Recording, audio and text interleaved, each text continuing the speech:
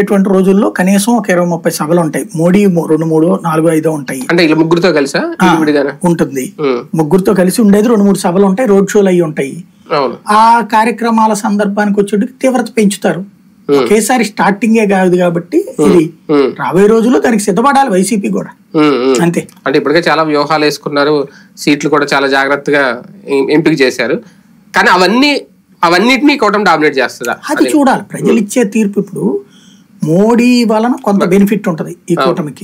తటస్థులలో తెలుగుదేశానికి సింపదై అయితే తెలుగుదేశానికి వేస్తారు, వాళ్ళు బీజేపీ పోటీ చేసే చోట్ల వరకే వేస్తారా అన్న దాని మీదనే విజయావకాశాలు ఆధారపడి ఉంది. జనసేన, భారతీయ జనతా పార్టీలకు సంబంధించిన వాళ్ళు పొత్తుని యాక్సెప్ట్ చేస్తున్న, పొత్తులో తమ తమ పార్టీలకు అన్యాయం జరిగింది, అవమానం జరిగింది అన్నటువంటి ఫీలింగ్ వాళ్ళలో బలంగా ఉంది. చంద్రబాబు మీద వాళ్ళకేం అపారమైన ప్రేమేం పుట్టుకు రావట్లేదు. ఇప్పుడు వాళ్ళ నాయకులకి గత్యంతరం లేక అక్కడ పొత్తు పెట్టుకున్నారు అన్నటువంటి ఫీలింగ్ కూడా ఉంది. కాబట్టి వాళ్ళు సరే ఎట్లాగో మనోళ్ళు సర్దుకున్నారు కాబట్టి మనం కూడా సర్దుకుందాం అని తటస్థులు ఇటు ఓటేస్తే ఇటుకవుతుంది.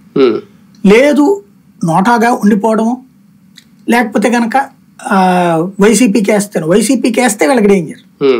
ఇప్పుడు తెలుగుదేశం బీజేపీ క్యాండిడేట్ కి లోకల్ క్యాండిడేట్ తమోడైనప్పుడు తమ కోటేసి రెండోది నోటాకేస్తే పర్లా, వైసీపీకి వేసారంటే నష్టం. అలా జరగకూడదని మాత్రమే కోరుకుంటోంది ఇప్పుడు తెలుగుదేశం. రైట్, చూద్దాం మొత్తానికి.